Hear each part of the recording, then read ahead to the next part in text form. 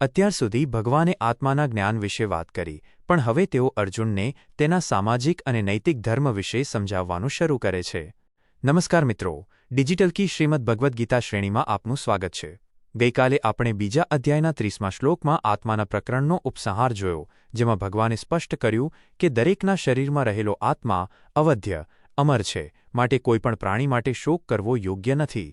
આજે આપણે જોઈશું અધ્યાય 2, શ્લોક 31, જેમાં ભગવાન અર્જુનને તેના ક્ષત્રિય ધર્મની યાદ અપાવે છે અને કહે છે કે ધર્મ માટે યુદ્ધ કરવું એ તેના માટે કલ્યાણકારી છે. 1. સંપૂર્ણ સંસ્કૃત શ્લોક. સ્વધર્મમપી ચાવેક્ષ્ય ન વિકમ્પિતુમર્હતિ ધર્મ્યાદ્ધિ યુદ્ધાત શ્રેયો લન્યત ક્ષત્રિયસ્ય ન વિદ્યતે 31. 2. સરળ ગુજરાતી અર્થ. શ્રી ભગવાન બોલ્યા, પોતાના ધર્મને જોઈને પણ તારે ડગવું કે ગભરાવું યોગ્ય નથી, કારણ કે ક્ષત્રિય માટે ધર્મયુદ્ધ કરતાં બીજું કોઈ મોટું કલ્યાણકારી શ્રેય સાધન નથી. 3 અને 4. પ્રશ્નો અને તેના ઉત્તરો. 1. ભગવાન અર્જુનને શું જોવાની સલાહ આપે છે? જવાબ: સ્વધર્મમ, પોતાનો કર્તવ્ય ધર્મ. 2.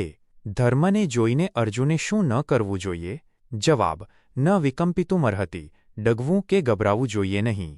3. ક્ષત્રિય માટે સૌથી મોટું કલ્યાણકારી શું છે?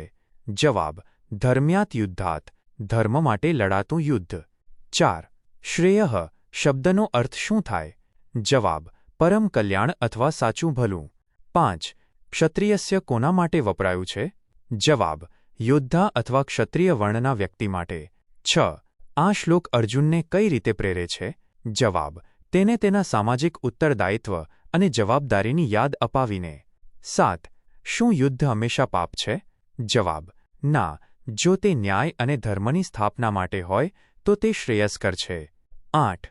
અવેક્ષ્ય એટલે શું? જવાબ: સારી રીતે જોઈને અથવા ધ્યાનમાં રાખીને. 9. ક્ષત્રિયનો પરમ ધર્મ કયો છે? જવાબ: અન્યાય સામે લડવું અને પ્રજાનું રક્ષણ કરવું. 10. આ શ્લોક કયા અધ્યાયનો છે? જવાબ: બીજા અધ્યાયનો 31મો શ્લોક. 5. જીવનનો ઉદ્દેશ. 1. સ્વધર્મની ઓળખ. પોતાના કર્તવ્ય પ્રત્યે નિષ્ઠા. સંસારમાં દરેક વ્યક્તિની એક વિશેષ ભૂમિકા હોય છે. એક પિતા, પુત્ર, કર્મચારી કે નાગરિક તરીકે આપણી અમુક જવાબદારીઓ હોય છે, જેને સ્વધર્મ કહેવાય છે. ઘણીવાર આપણે મુશ્કેલી આવતા આપણી જવાબદારીથી ભાગવા માંગીએ છીએ. જીવનનો ઉદ્દેશ એ છે કે આપણે આપણા સાચા ધર્મને ઓળખીએ. અર્જુન યોદ્ધા હતો, તેનું કામ અન્યાય સામે લડવાનું હતું.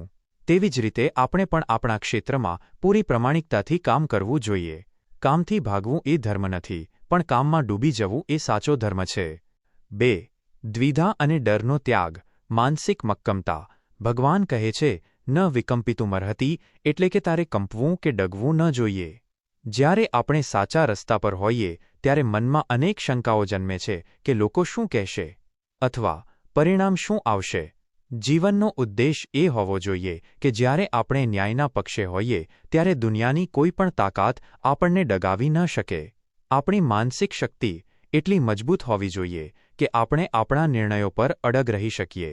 ડરપોક બનીને જીવવું એ આત્માનું અપમાન છે. 3. જીવનના સંઘર્ષોને તક તરીકે જોવા. શ્રેય માર્ગ. ભગવાન યુદ્ધને શ્રેય એટલે કે કલ્યાણકારી કહે છે. આનો અર્થ એ નથી કે આપણે ઝઘડા કરવા, પણ એ છે કે જીવનમાં જે પડકારો યુદ્ધો આવે છે તે આપણને આગળ વધારવા માટે હોય છે. મુસીબતોથી ડરવાને બદલે તેને એક તક તરીકે જોવી જોઈએ. જીવનનો ઉદ્દેશ એ છે કે આપણે મુશ્કેલ પરિસ્થિતિમાં પણ આપણું શ્રેષ્ઠ પ્રદર્શન કરીએ. જે માણસ સંઘર્ષથી ગભરાતો નથી તેનું જ કલ્યાણ થાય છે. ધર્મ માટે લડવું, પછી ભલે તે તમારા અંદરના દુર્ગુણો સામે હોય, એ જ સાચો વિકાસ છે. નિષ્કર્ષ. ટૂંકમાં. 1. તમારી જવાબદારીઓથી ભાગશો નહીં, તમારા સ્વધર્મને ઓળખીને તેમાં સ્થિર થાઓ. 2. સાચા માર્ગ પર ચાલતા ક્યારેય ગભરાશો નહીં, મનમાંથી નકામો ડર કાઢી નાખો. 3. જીવનના પડકારોને કલ્યાણની તક માનો અને પૂરી હિંમતથી તેનો સામનો કરો. મિત્રો, આજે આપણે જોયું કે સ્વધર્મનું પાલન કરવું એ જ સૌથી મોટું કલ્યાણ છે. હવે પછીના શ્લોકમાં ભગવાન એક બહુ જ સુંદર વાત કહેશે કે નસીબદાર યોદ્ધાઓને જ આવું ધર્મયુદ્ધ લડવાની તક મળે છે જે તેમના માટે સ્વર્ગના દ્વાર ખોલી નાખે છે. ડિજિટલ કી સાથે જોડાયેલા રહો. આવતીકાલે ફરી મળીશું રાત્રે 8 વાગ્યે. જય શ્રી કૃષ્ણ.